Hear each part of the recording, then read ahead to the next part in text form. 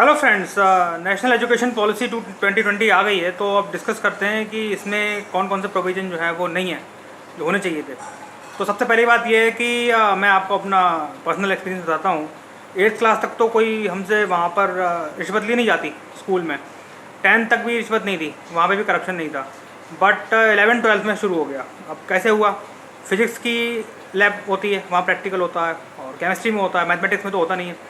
तो जब वहाँ पर फाइनल प्रैक्टिकल एग्जामिनेशन होता है तो उसमें करप्शन होता है।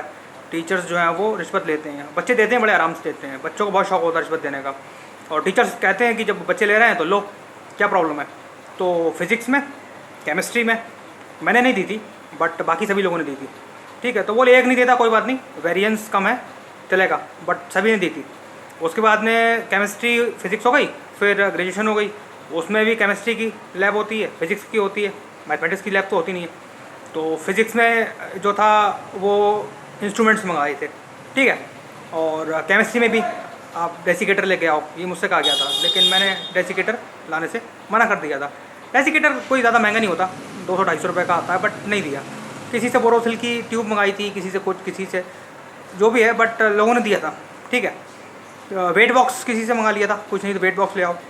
तो मॉनिटरी नहीं लिया था, लेकिन लिया था, ठीक है। तो केमिस्ट्री फिजिक्स में वहाँ पर करप्शन था, ठीक है। गवर्नमेंट स्कूल की बता रहा हूँ मैं, अब स्कूल का नाम नहीं बताऊँगा मैं ना, फिर प्रॉब्लम हो जाएगी। तो मैंने नहीं दिया था, ठीक है। बोले कोई बात नहीं, इंडिविजुअल नहीं दे रहे हो, लेकिन बाकी सब दे रहे हैं ना, शौक से दे देते लोग, दो, नो प्रॉब्लम।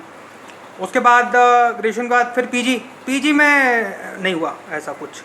तो प्रोजेक्ट था उसमें भी नहीं लिया, और डिसर्टेशन था उसमें भी नहीं लिया, असाइनमेंट्स में भी परेशान नहीं किया, वाइवा था उसमें भी परेशान नहीं किया। तो डिग्री अवार्ड कर दी पीजी की। तो ये जो करप्शन इंडिविजुअल लेवल पे होता है जो है वो 11th-12th में होता है। डमी स्कूल्स होते हैं, वो तो करप्शन का मेन सोर्स है।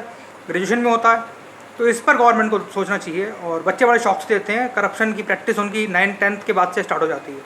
तो इस पर गवर्नमेंट विचार करे, और इसके साथ ही साथ जो करप्ट प्रैक्टिसेस हो रही हैं, चूँकि स्कूल में बच्चे सीख रहे हैं, तो फिर वो आगे जाके क्या करेंगे वो तो आपको मालूम ही है। तो गवर्नमेंट को यहाँ पर ध्यान देना चाहिए। और बाकी एजुकेशन पॉलिसी ठीक है, उसमें कोई प्रॉब्लम नहीं है, बट यहाँ से तो आप करप्शन सिखा रहे हो ना बच्चों को, वो तो आप कंट्रोल नहीं कर रहे हो ना। ट्यूशन के रैकेट है, ट्यूशन को आप लीगलाइज करो, कंपनी एक्ट के तहत रजिस्टर करो। बोले ट्यूशन पढ़ानी है तो आप कंपनी एक्ट के तहत रजिस्टर हो, ट्यूशन पढ़ाओ। ट्यूशन के रैकेट है, उसको कोई नहीं रोकता। कोचिंग को रोकने का कोई प्रोविजन नहीं है एजुकेशन पॉलिसी में। करप्शन का कोई इशू को वो एड्रेस करते ही नहीं है, मानते ही नहीं है। तो ये चीज़ें होनी चाहिए, और ये चीज़ें इंक्लूड होनी चाहिए। अगर आपको लगता है ये लेसन आपके लिए बहुत बेनिफिशियल है और कुछ चेंजेस होने चाहिए इंडिया में, तो आप इस वीडियो को शेयर करें और वास्तव में करप्ट प्रैक्टिसेस को रोकें, क्योंकि टीचर्स भी करप्ट प्रैक्टिस करते हैं और वो प्रमोट करते हैं। तो वहाँ से बच्चे जो हैं वो करप्शन सीखते हैं, और बच्चे बड़े शौक से पैसे देते हैं, ये बात भी ठीक है। तो इसको आपको देखना है और इसको ठीक होना चाहिए। Thank you.